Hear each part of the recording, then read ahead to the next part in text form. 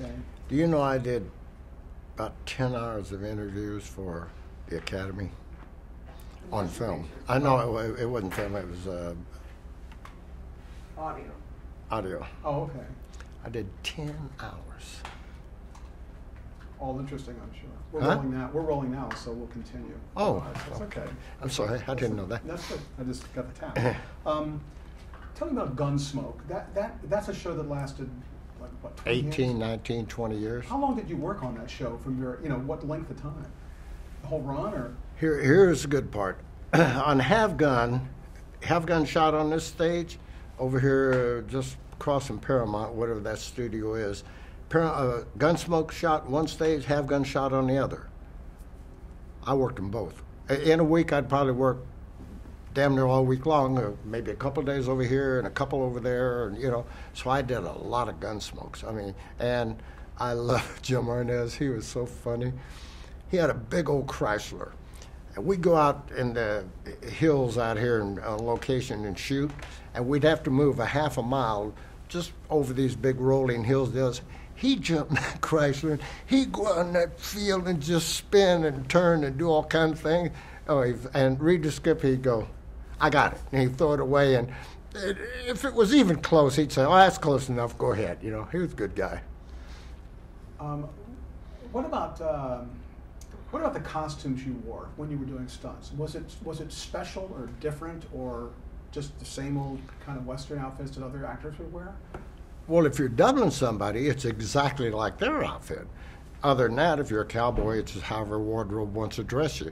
And the only thing you always make sure of, that they left you enough room to put on your knee pads and your hip pads and your elbow pads. Other than that, you didn't care what you looked like, The only time I ever had a problem with wardrobe was if I was playing a character, if I was doing a little part, I wanted to look the part, And but other than that, I didn't give a damn what they put me in. Now, the Wild Wild West was a show known for kind of gadgets and inventions and those kind of things. Did that affect stunt work you did for that show, or? Well, they had some things that were pretty interesting. One time on there, I was inside of a coach, and who played the lead? Robert Conrad?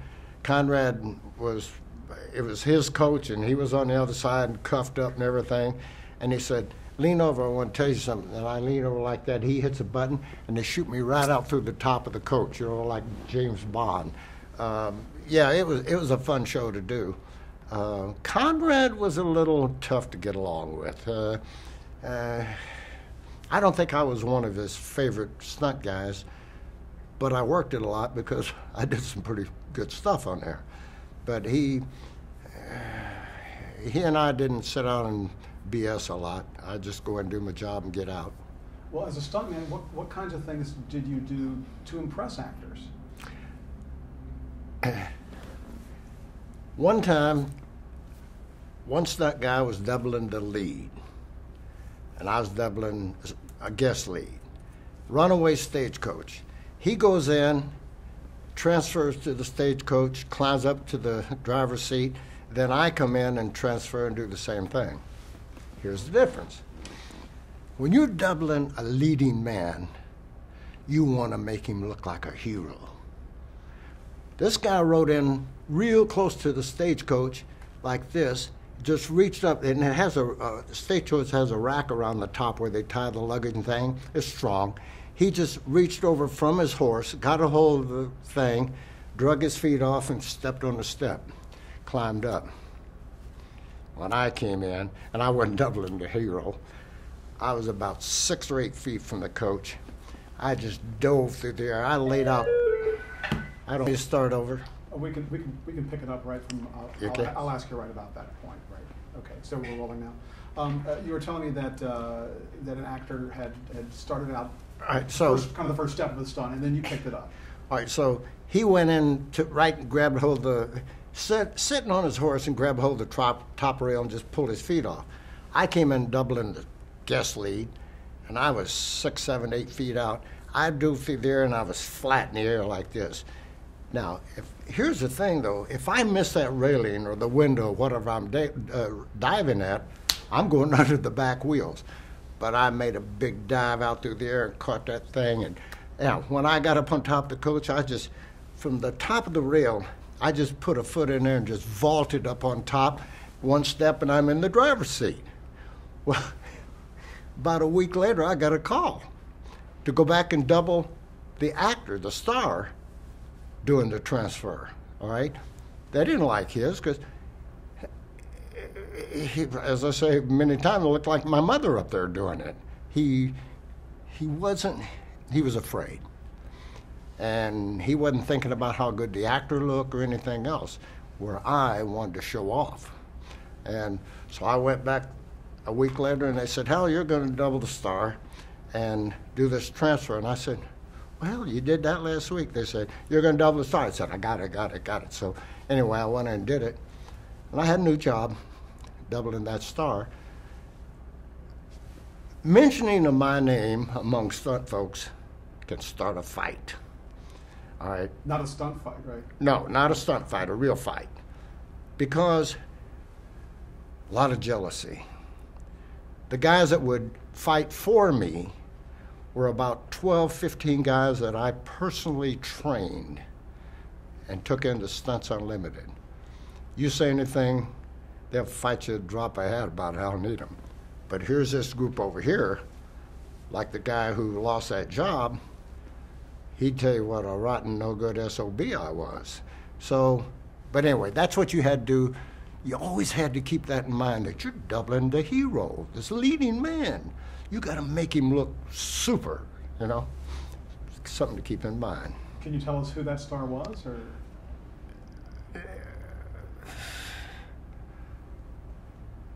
I'll tell you, I'm trying to think now, and I forgot. I'm going to make the stuntman even matter, but he did Wells Fargo. Horton? He did Robert Wells Horton? Fargo, huh? Robert Horton? Robert, not Horton. Dale? Dale Robertson. Robertson? It was Dale Robertson, yeah. Now, you said you doubled the lead guest star, too, right? Now, No. I doubled the lead guest star the first time I was out there. But see, Robinson was already on the seat when I came riding in, so all they had to do was put a double up there for, they had nobody up there, because I hadn't got there yet. All they do is just get me going there, up into the seat, and then they'd cut to the second shot where I doubled the other guy, so I did both of them. So I was going to say, you doubled both. I did both of them, yeah.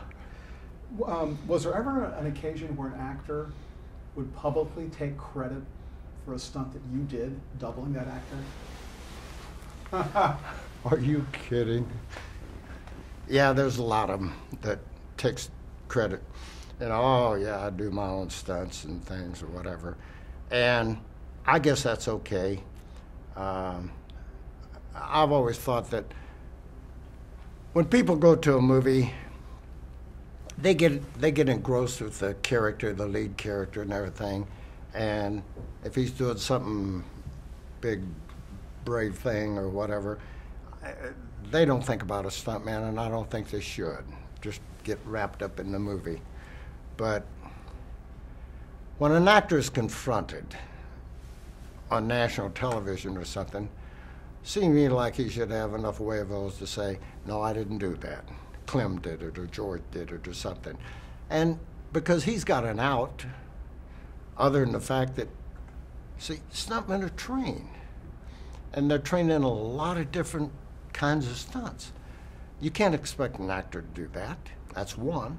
Second thing is, the insurance company for the company is, for the movie company, is not going to let you put an actor in there. You think you're going to have him go down and turn a car over at 80 miles an hour and blow the goddamn thing up? Not a chance. Not a chance, you know. So I'm kind of between a rock and a hard place. I think if it were me, I think I'd step up, and I've heard a lot of them step up and say, I didn't do that. George did it, you know. So I don't know. So what do you do when you hear that? Do you just kind of bite your tongue? Yeah.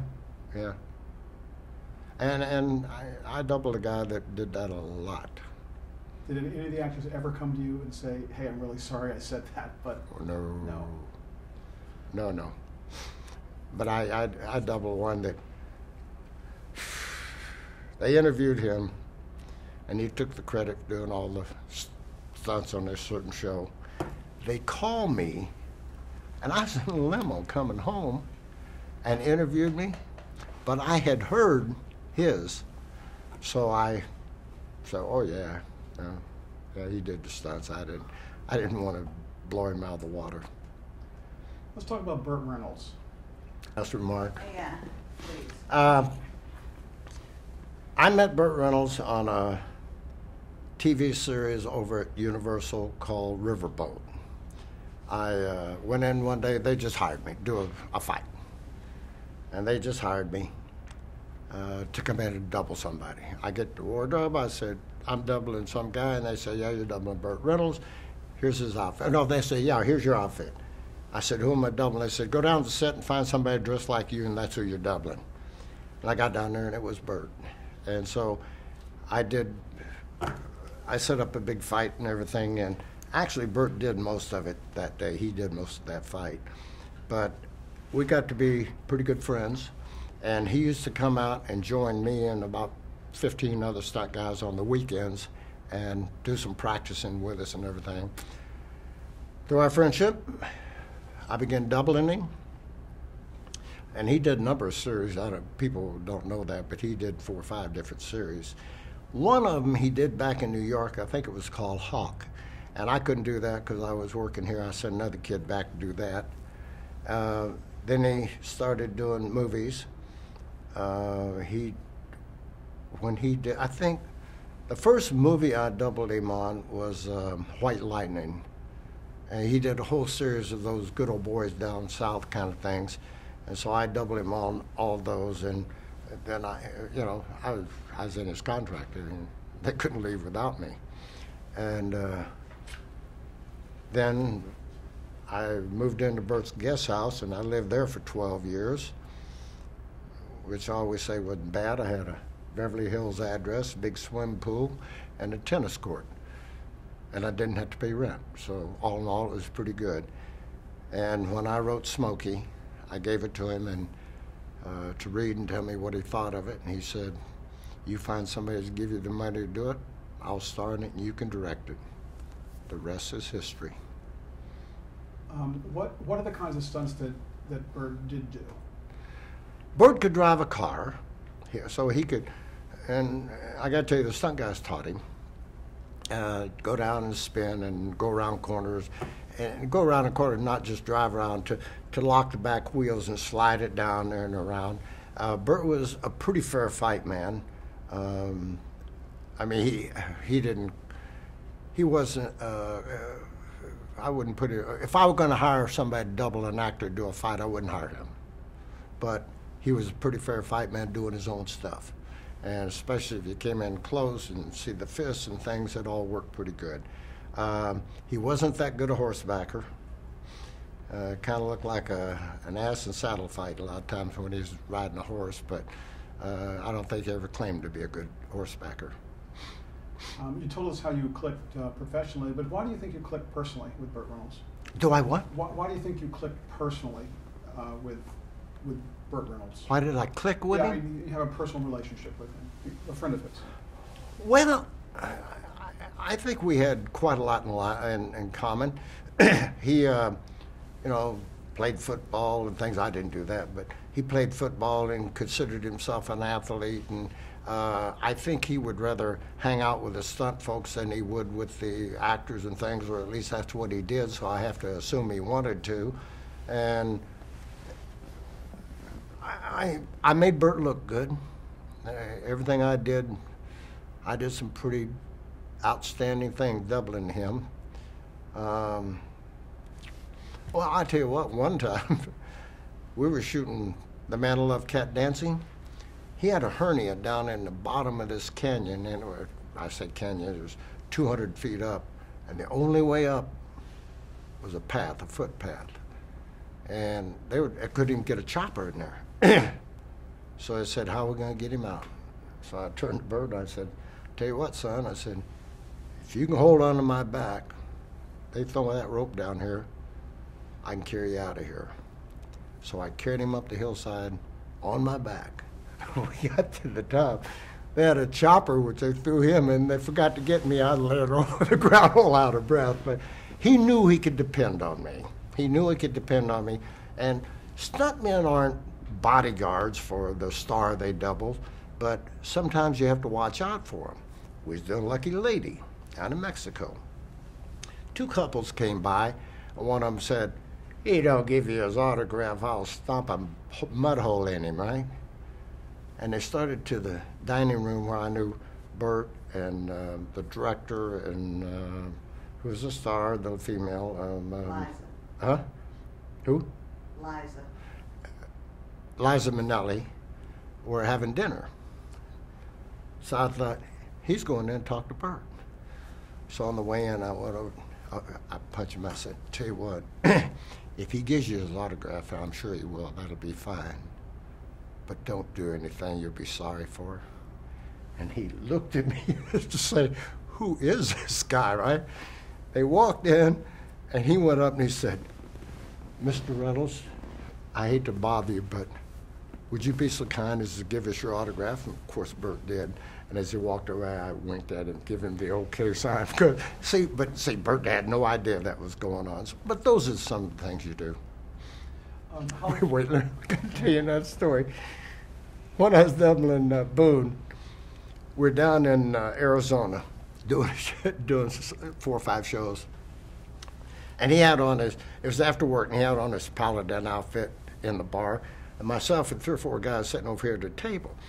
And some big Arizonian came up to him and said, "I saw Half Gun the other night, and you whipped 5 guys. He said, "I don't think you can do that. As a matter of fact, I don't think you can whip me." Boone says, "You know something? I don't do my fights." He said, "See that kid sitting over at the table? Go talk to him." You know, so I heard all of it. The guy comes over, I just reached, got a beer bottle. I said, one or two things going to happen. I'm either going to split your skull with this, or I'll buy you a drink. What do you want to do? He said, "I'll take a drink." I said, "Sit down." So we sat down, and that was the end of it, you know. Was that about Burt Reynolds or Richard Boone? Oh, that was Richard Boone. Oh, okay. Yeah, that was Richard Boone. Do you have over the years, how long have you worked with Burt Reynolds? I mean, well, I started, when did they do Riverboat? It must have been 58, 59, something like that. Long time. Do you have a favorite Burt Reynolds story that you tell? Do I have a favorite Burt Reynolds story? Well, the best story he ever had for me or concerned me was when he said, when I wrote Smoke, he says, "You find somebody to give you the money, I'll do it, and I'll star in it, and you can direct it." That's the best story I know about him, because that set my life. Are there other actors that you've doubled that you particularly remember, you know, either really enjoying that or having it's challenging doing? Richard Boone, obviously, but are there other actors that you were a regular oh, you know what? For? I had so many actors that I doubled that did series I can't even remember, much less the actors. But I had Chris George is one of my favorite, because I look so much like Chris George. I could do everything but his dialogue. It was amazing, you know, how much we looked alike. But he's the one that really kind of stands out in my mind. But I can't remember the name of all the people, all the stars that I doubled on different shows. We're going clear back to the 50s, you know. But I just can't remember them. Was there ever, how do they get around challenges of when you mentioned, you know, the fact that you look so much like Chris George? Other actors that might have differed in height and other things. How do they get around that? One day, Andy McLaughlin, my good buddy from Have Gun, that did McClintock and everything, he directed a lot. He was a CBS director, so he directed a lot of Gunsmokes and Have Gun. So anyway, we're out there one day, and I go out. I get a call to go out there. It said Andy's directing. Hell, I didn't know it was good. It didn't matter. I knew I could do it. I get out there, and they say, "You're doubling Jim Arnaz." And I said, "Wait a minute. I'm a fast 5'11". Arnaz is 6'4" or something. I said, "I can't do that." And they said, "Andy wants you to, Andy McLaughlin." So they get an outfit and put it on me, and they pin it up, try to make it kind of fit. And he wore a hat with about a 7-inch brim on it. I put that thing on, I looked like a flying saucer with legs, you know. Andy McLaughlin just fell over when I came out. But all I had to do was transfer from a horse to a wagon. It's that quick, it's over. Nobody, and now that when you get ready to do a transfer, you have a thing called a step that you put on one side so you get some elevation when you jump. He said, I look like, I can't remember that famous jockey, but anyway, he said I look like this jockey coming in there doubling Jim Arnez. You can get away with so much, especially if you got the right angle and you're any distance away. It doesn't make all that much difference. But that was the funniest story I ever had, doubling somebody that was unquestionably out of my size range. Did you ever have an experience where you were hired to double an actor, but the actor on the set insisted on doing a stunt, but found out that was the wrong decision to make?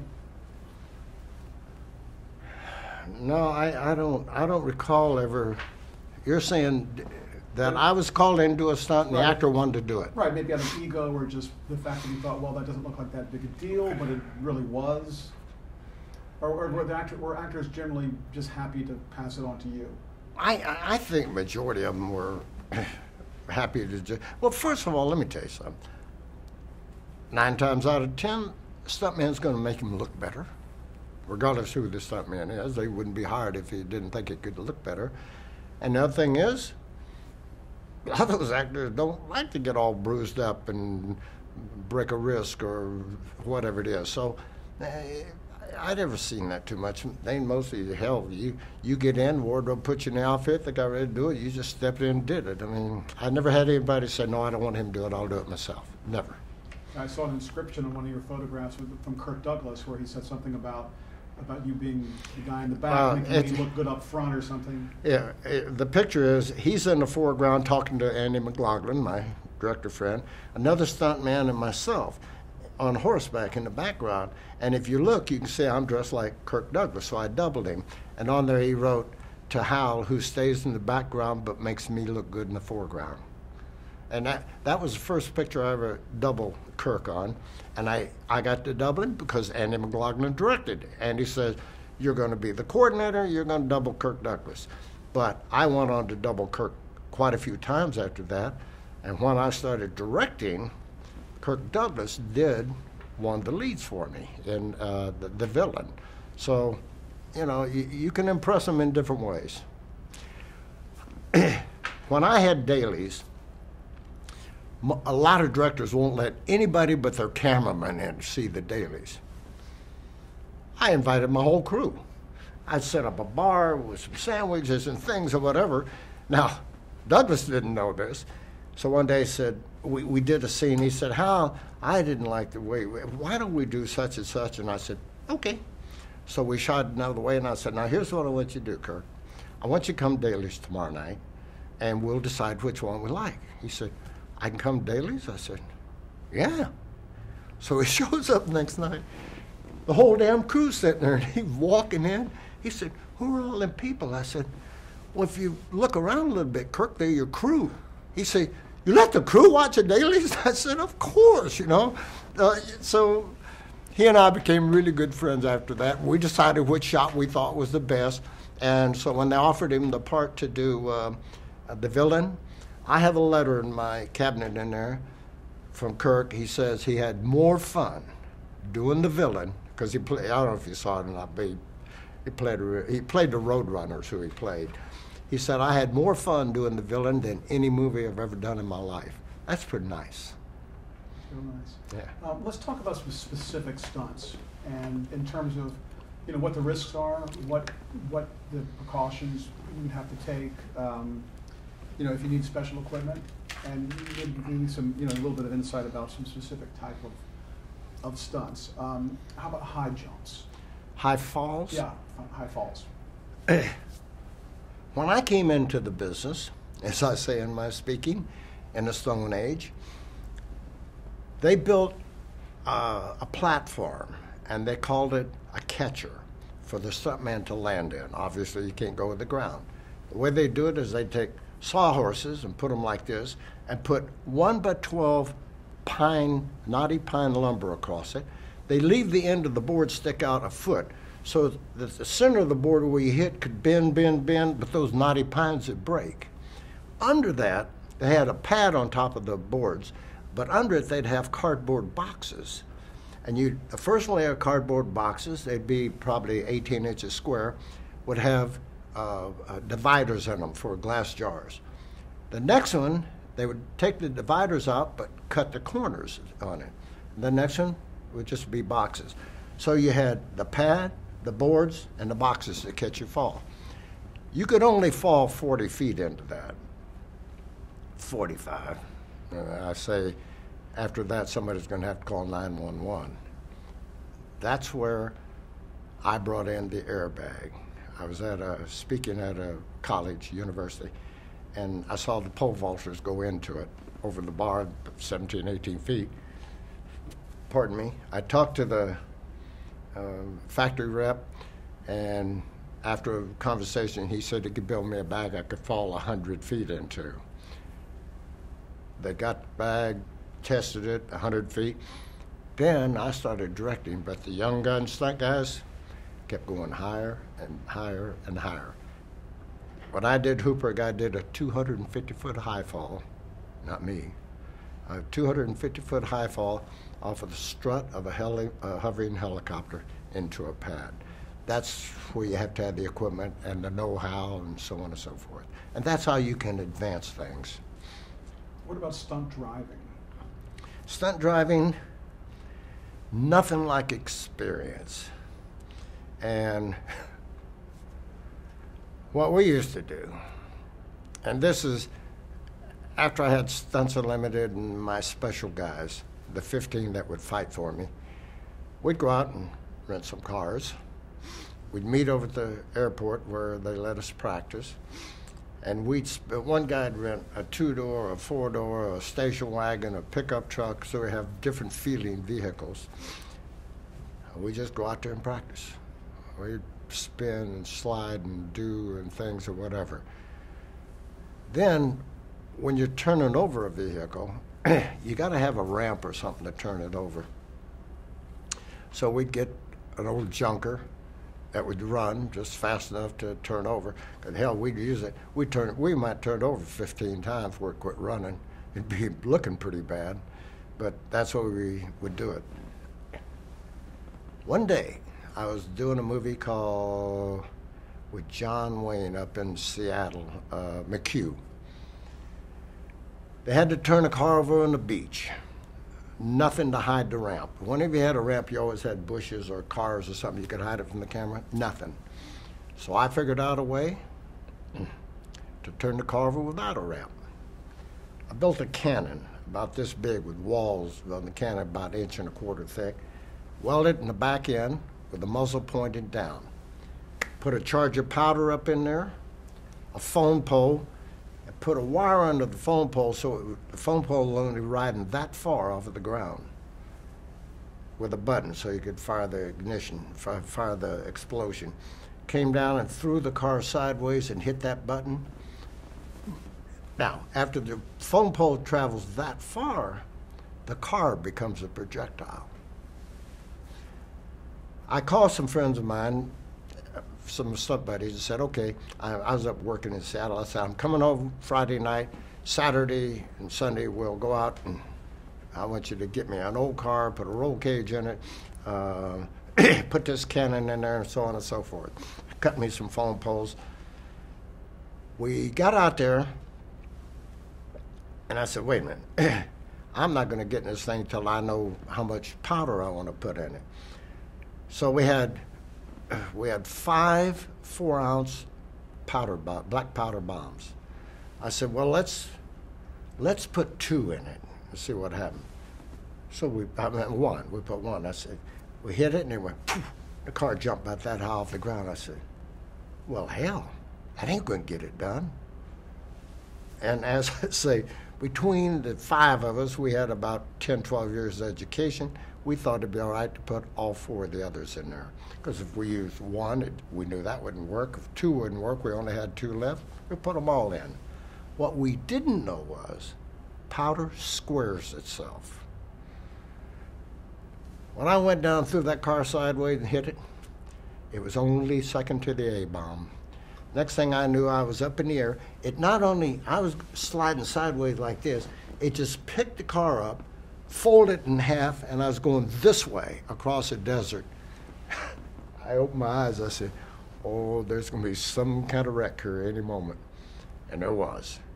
I broke my back, 6 rib, punctured lung, knocked out some teeth.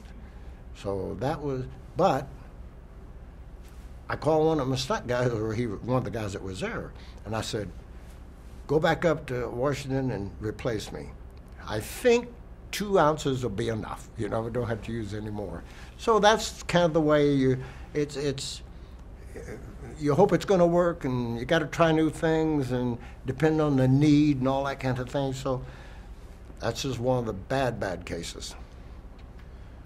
What about pratfalls?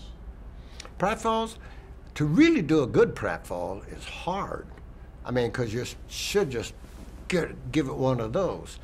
Well, you can put, we found a new kind of padding that was only about so thick. You could put it on the wall and hit that wall as hard as you could, and it wouldn't hurt your fist. So what we do is we'd make back padding for our legs and our back, and especially our tailbone. The back of your head you had to protect on your own because you could see it, and learn to do it. But before we got that, man, they were killers. I mean, they were really killers. When you see the old comedians do pratfalls in vaudeville days, they knew something I didn't know, because that's a pretty tough stunt. And I only did a couple, 3 of them, but they're bad. Well, I read that when Chevy Chase in the early days of Saturday Night Live, he did a lot of tumbles doing Gerald Ford, and I'd heard that he had actually injured himself because he had no protection or anything. Well, tumbling is okay, because then you take, you land on your shoulder and roll, and that distributes the shock and everything. But when you just give it one of those, bad. What about falls downstairs? Same thing. They're hard to do. So what you do is you put shin guards on, your baseball shin guards, put them under your costume, of course, and you put elbow pads, hip pads, a back pad. Like you can take a diving wetsuit and put it on. All that helps, And of course, you'd rather do it on wooden steps as opposed to concrete or metal. Metal's the worst, but there's just one thing to do, and that's buckle up and go, And here's 9 times out of 10, they want you to go backwards, And when you come over, if you're going forward or backwards, if you're coming over, you got to look for the next place you're going to land so you can tuck your head in between. Like, here's a step, get it right in there, They're pretty tough. Tell me something about fire stunts, both the kinds that involve, like if you have a vehicle going through fire, or when you have to actually be on fire. Well, a vehicle going through a fire, no big thing. Unless, say you're going to go through a fire, turn over, and blow it up. That's a different story, all right? Normally, now, do they want you to just blow it up and when the time's up, safety crew come in and get you, or they want you to blow it up and come out on fire? So there's a whole different rigging. If they want to send a safety crew in and pick you up, they build a plexiglass cage in there, which is good for a few seconds. By the time the safety crew gets there, you're okay. If they want you to come out there on fire, that's dangerous, because what if you get knocked out when you turn the car over? You're still going to be on fire. So we always have it set. If a guy heading out of that thing in a couple of seconds after it comes to rest, everybody goes in and get him, because he's in trouble. Those are tough. Setting yourself on fire, in the early days, we had big suits. I mean, you looked like you was a man from the moon or something, and you had an oxygen bottle inside, and you had little holes up here, and you couldn't see what was going on, and it was a mess, and they didn't look good. Now they have a fire gel, and man, what you do is you take your outside, you put on a garment, a fireproof garment underneath, then you put your costume on top of that, but before you put it on, you soak it in this gel. And I mean, you put your hand in that gel and it freezes. I mean, it's cold. And so they soak your clothes, and then just before you go, they'll soak all inside your ears, your hair, and everything else. So you can do a pretty long fire burn as long as you don't breathe it. You know, you can't be breathing in there. You got to hold your breath. But you can do a pretty long fire burn. And if you want, if you spin so you can get the fire, or if you got a fan or something blowing into you, so it blows the fire away from you, hell, you can burn for a minute, you know. What's the difference between a full burn and a partial burn? Well, full burn is when they set you from your feet and the flames are 8 feet over your head, or they might just set an arm or a leg on fire. Do stunt people have particular styles of doing stunts, or are stunts done in a, I hate the word standardized, but a particular way? Depends on your ability. Let's take something as simple as a saddle fall. A guy gets shot off a horse. When I first came into business, most of that was done by cowboys, and they weren't necessarily athletes. So what they do is they just fall back on the horse and roll over and land on their feet. Well, I thought that looked ridiculous. And besides that, it'd still knock the bejesus out of you. What I would do, when I would get shot, I'd take the impact of the bullet, grab the saddle horn, pull myself forward, and dive head first into the ground. But I use my hands out there. When that right hand touches the ground, I just pull under, land on my shoulder, do a tuck and roll. I could do a saddle fall in the pavement, you know. It was that simple for me. A lot of guys couldn't do that. But once they saw me doing it, then the guys with any kind of athletic ability started practicing, and that's really mostly the way you see it done now. There's a couple that are really tricky, though. You tie a strap right behind your saddle, bring it up over your shoulder, and you hold it right here. You just go straight over backwards and hold that strap, because that horse is going to hit the end of that strap. You got it in your hand, it'll just flip you right over. You can land on your feet if you want to. I mean, I could land on my feet easy, but that don't look too good, so you try to twist and get down on your side or something, but it's pretty spectacular. What about the famous stunt we've seen that looks so treacherous in Westerns, when a person is dragged, by, whether it's horses, stagecoach, even vehicles? Well, they're all different, right? When you're getting drugged, doing what we call a stirrup drag, your foot gets hung in a stirrup and you're being dragged along. You have 3 safeties. Your foot's not in the stirrup. What you do is you put a quick release on your ankle. Half of it goes to the rigging on the horse. The other half is attached to your foot. A string comes up here in your belt loop. So when you hit the ground, now here's one where you have to come off the horse and land right flat of your back. Whew, not good, because you don't want to get that thing twisted. Land flat of your back, and you'll have a certain mark out there. You'll know where it is. They'll set something so you can see it. When you get there, you reach and pull that release. If that release fails, you have a second one. It's hooked way back there somewhere, and it's attached to the saddle. So if this fails, and they know where you're supposed to be loose, the next thing is that saddle should come off. If that doesn't work, you got 2 stuntmen out there on the fastest, best horses there are on the set, and you hope they're your friends, because that's your last stop, unless you're going to really get hurt bad. Doing it off a car or something, that's pretty simple. Well, the other thing is, when you're doing a stirrup drag, it's easy to get whipped back under their feet. That's when you got to land flat out to the side, and otherwise you get whipped under the feet, and they're stepping on you, walking on you, and twisting you, turning you, and that's when you get in trouble. On a car or something, or a motorcycle, that's pretty simple. Just hook it up to your leg, and you can get loose whenever you want to. What determines how much a stunt person gets paid? Is it strictly related to the difficulty of the stunt, or what? What is it? It's the danger of the stunt and the difficulty. And here's something really odd. You go in to do a stunt, you don't negotiate up front, unless it's really a big stunt.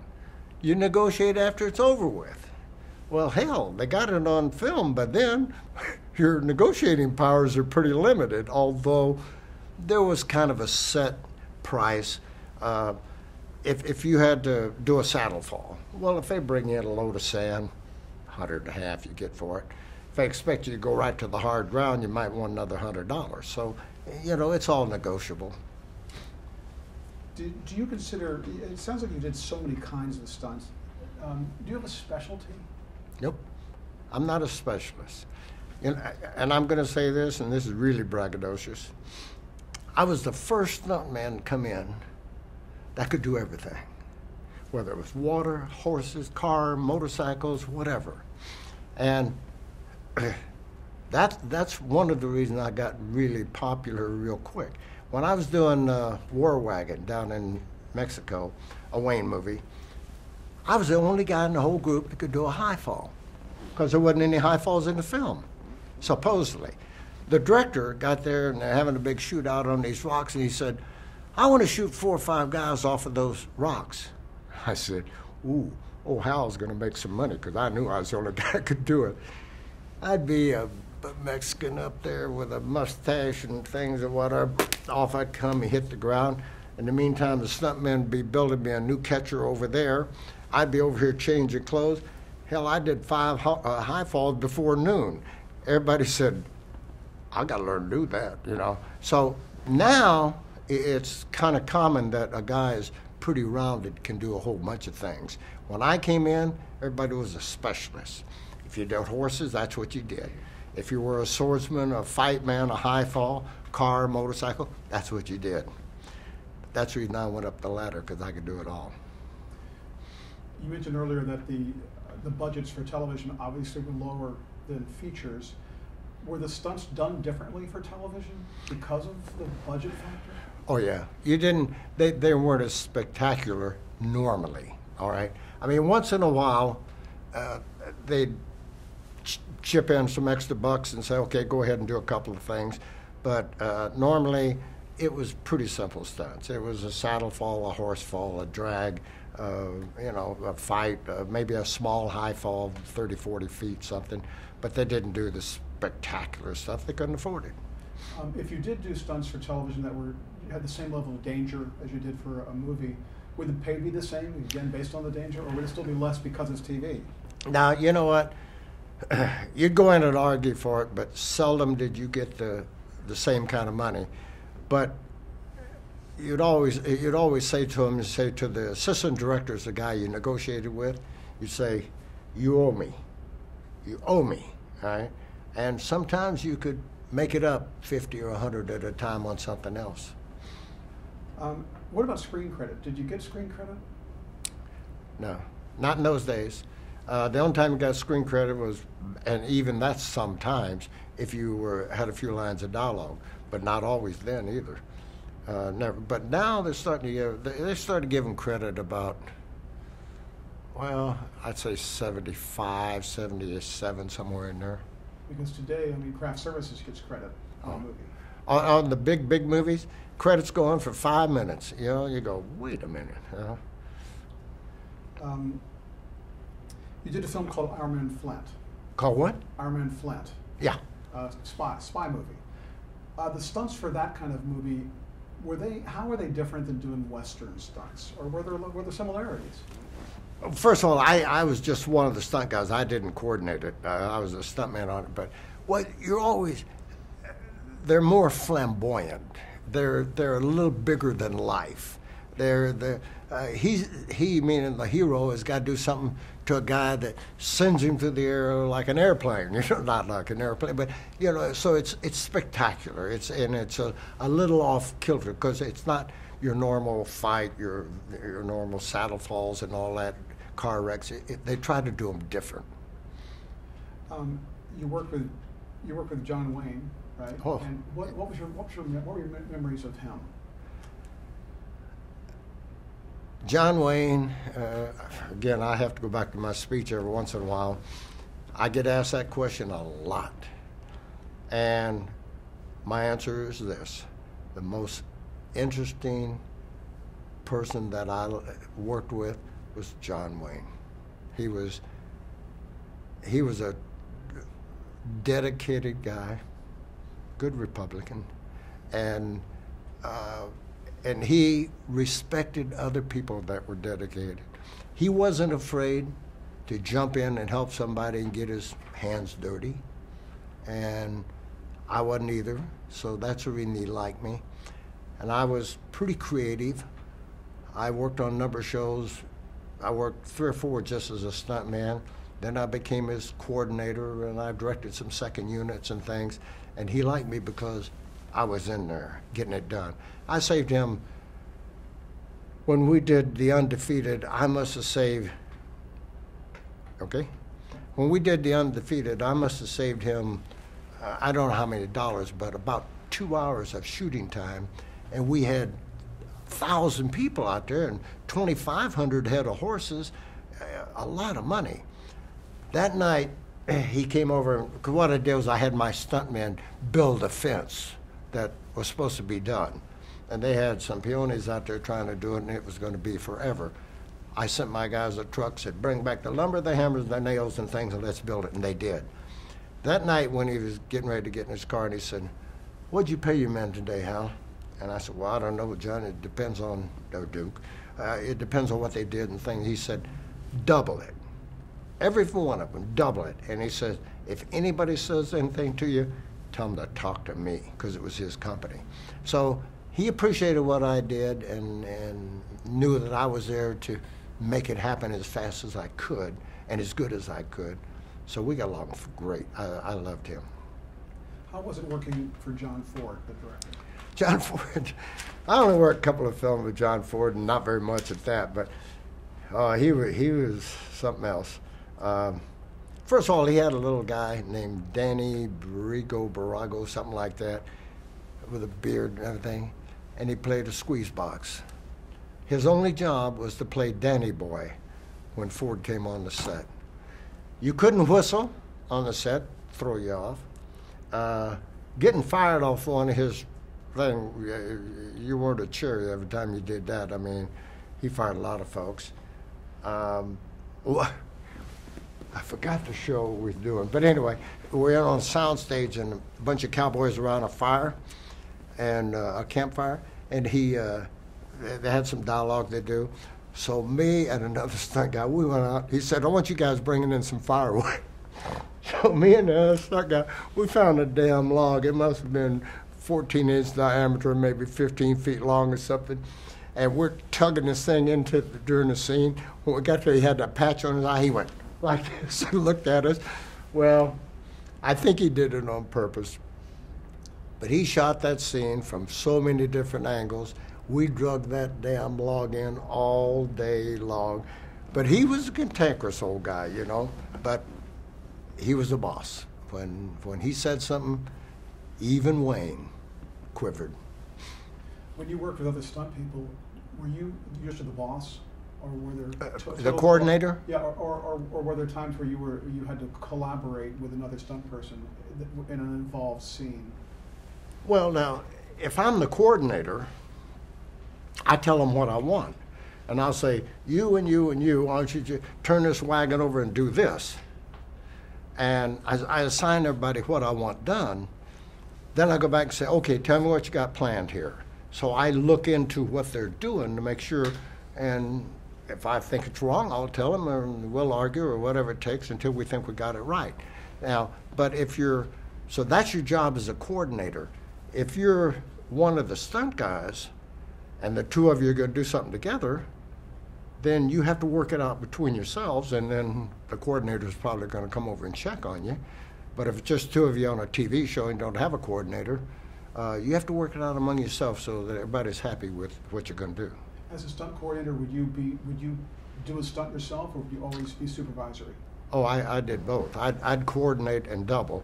And normally I'd double the lead, like on The Way West, I doubled Douglas. And when we did Bandolero, I doubled Dean Martin.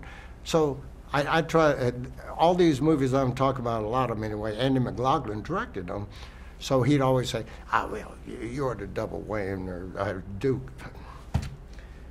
Martin, or Douglas or something, and coordinate. So I did both. I'd coordinate. Well, you saw me do the horse fall in that DVD I showed you a while ago, doubling Douglas, and then jump on the back of the buckboard and turn it over. So I did both. I'd double a star sometimes and coordinate. Back in the 60s, you doubled for Gary Lockwood in an episode of Star Trek. Do you remember anything about that? That was the first one they did. It was a pilot film. I did a big stunt. I got shot and fell in the grave. That's all I did. That's all I did. Do you feel like you're part of the Star Trek lore because of No, that? no, not really. Anything particular about Mannix that you did? Because that again was not, it's a cop show, detective show, not a Western. Oh, well, I did shows that were Western because I was a good car man and high falls and things. As a matter of fact, one day I got a call. Came in about 4 o'clock in the evening or afternoon to do a high fall. And it was a show within a movie, and they had a whole bunch of good-looking starlets around there. And Mannix, what's his name? Mike what? Connors. Mike Connors. Mike Connors sitting there, and they're all around him.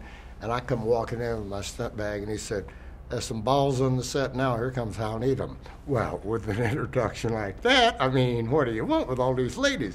Now, the director said, I said, "Where am I going to fall from?" He said, "Right there, about 15 feet up in the air." With an introduction like that, I want to do a 15-foot high fall. I said, "Let me come off the top." And he said, "We don't have the money." I said, "I'll do it for nothing." It don't matter, So I did. I came off the top just to show off a little bit. But Mannix is a good guy. I liked him and did a lot of those shows. A kid named Dick Zeiker doubled him and was the stunt coordinator. But Dick was in my unit, so my Stunts Unlimited. So I used to work a lot of them. There was an iconic show called Mission Impossible, the TV show. Anything particular about that show that set apart from the type of stunts that might have been? You know what? I never worked that show. Never worked that show. Never once. But they had fights, high falls, car stuff. It was kind of. They tried to be a little James Bondish, but they didn't have the budget for it. Not TV show. But I never worked on it. What was your first job as a stunt? Oglen, back to my old buddy. When he was directing Half Gun, went up and did a movie called Little Shepherd of Kingdom Come up in Big Bear. And I was the coordinator and one of the stunt guys on there. That was my first one. Little bitty movie. As a coordinator, how much prep was there involved? I mean, how long before, like on a television show, how long before the day of that shoot would you be involved in just working on what was going to happen that day? Normally, when you're the coordinator, say it's a feature, they'll hire you, they'll tell you 6 weeks, 8 weeks ahead of time, you got the job. They give you a script. You go home and read it and figure out how you think and the stunt should be done and all that. Then the director, this is probably a couple of weeks prior to shooting, if it's local, it might be longer if you're going on location, the director will take his key personnel with him and go down and line up the shots.